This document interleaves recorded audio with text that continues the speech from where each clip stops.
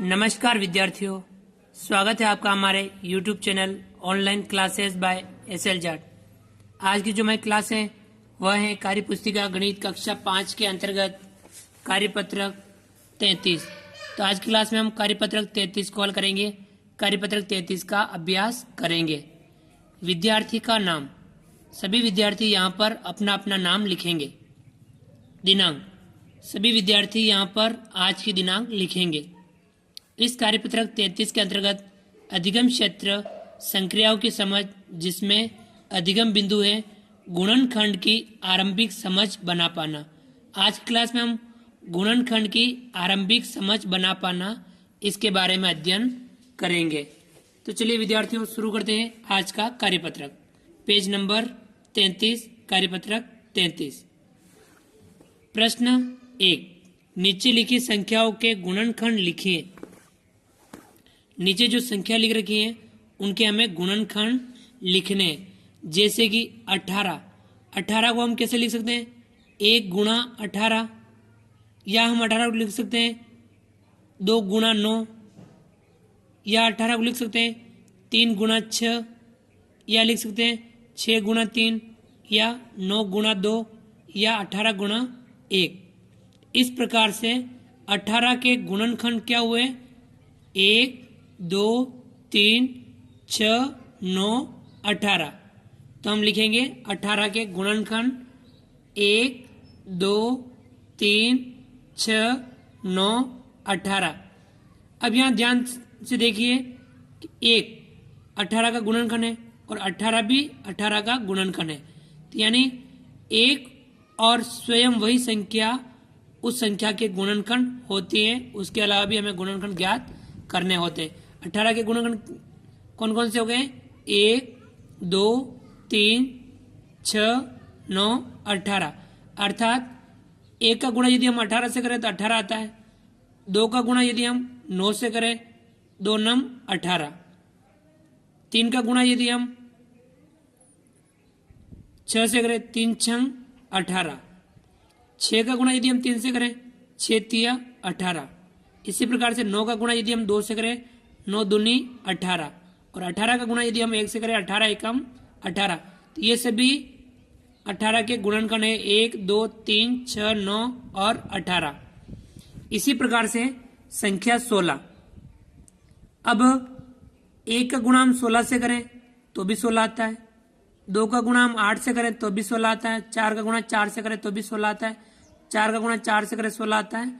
8 का गुणा 2 से करें 16 आता है। और 16 का गुणा 1 से करें तो 16 आता है। अर्थात 16 के गुणनखंड हो गए 1, 2, 4, 8 और 16। 16 के गुणनखंड 1, 2, 4, 8 और 16। ये किसके गुणनखंड है? 16 के गुणनखंड हैं। अब चलिए आगे बढ़ते हैं, करते हैं अगला सवाल।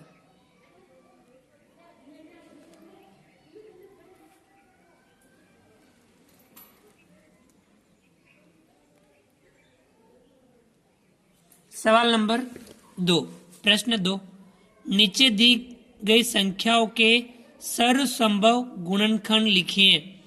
नीचे जो संख्या दे रखी है उनके हमें सर्वसंभव गुणनखंड लिखने हैं।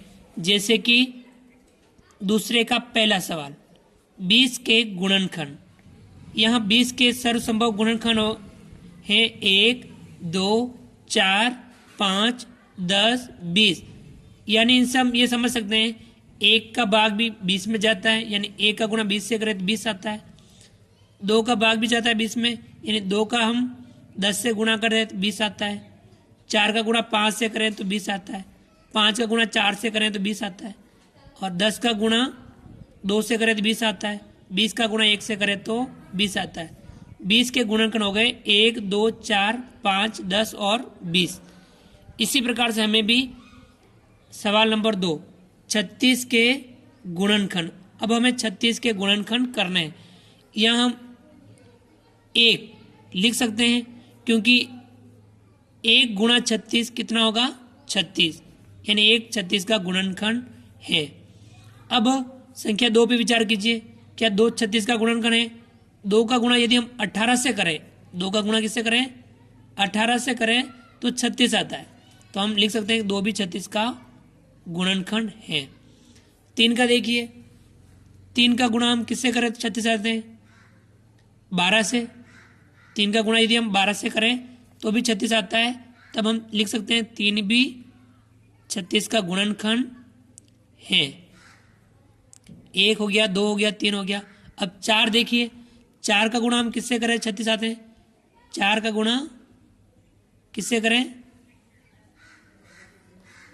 9 बार। 4 का गुणा हम 9 से करें तो भी 36 प्राप्त होते हैं। 4 भी इसका 36 का गुणनखंड होगा। इसी प्रकार 5 इसका गुणनखंड नहीं है। 6 का गुणा हम 6 से करें 36 आता है, अर्थात 6 भी इसका गुणनखंड है। 7 नहीं है, 8 नहीं है, 9 वापस इसका गुणनखंड है। 9 का गुणा 4 से करें तो 36 आता है। फिर उसके बाद में 12 का गुणा 3 से करें तब 36 प्राप्त होता है। इसी प्रकार से 12 के बाद में 18 का गुणा हम 2 से करें तब भी 36 प्राप्त होता है। और 18 के बाद में 36, यानी हम 36 का गुणा 1 से करें तब भी 36 प्राप्त होता है। अर्थात 1, 2, 3, 4, 6, 9, 12, 18, 36 ये सभी 36 के सर्वसंभव गुणनखंड हैं। इसी प्रकार से हम 35 के सर्वसंभव गुणनखंड ज्ञात करेंगे तो हम लिख सकते हैं 1 35 का गुणनखंड है। 1 के बाद में 2 नहीं है, 3 नहीं है, 4 नहीं है, 5 है। 5 का गुणा यदि हम 7 से करें, जैसे 1 का गुणा 35 से करें 35 आता है। 5 का गुणा यदि हम 7 से करें तो 35 आता है। उसके बाद में 7 का गुणा हम 5 से करें तो 35 आता है। उसके बाद में 35, यानी 35 के सर्वसंभव गुणनखंड है 1, 5, 7 और 35। 1 का गुणा 35 से करें 35 प्राप्त होता है। 5 का गुणा 7 से करें 35 आता है। 7 का गुणा 5 से करें तब 35 आता है। 35 का गुणा 1 से करें तब 35 प्राप्त होता है। इस प्रकार से 35 के सर्वसंभव गुणनखंड 1, 5, 7 और 35 हैं। चलिए आगे बढ़ते हैं।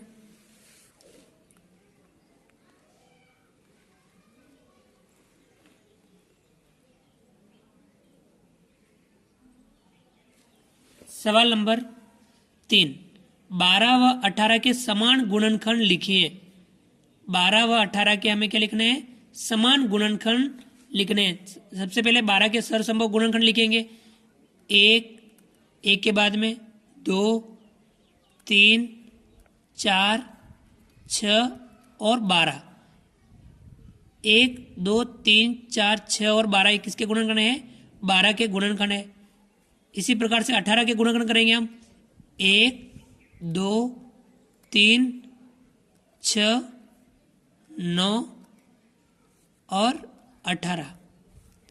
1 का 2, 3, 6, 9 और 18 ये किसके गुणनखंड है? 18 के गुणनखंड है।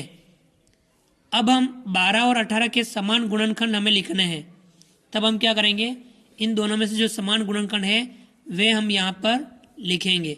12 और 18 के समान गुणनखंड कौन कौन से हैं? 1 तो हम 1 लिखेंगे, 2 तो हम 2 भी लिखेंगे, 3 तो हम 3 भी लिखेंगे।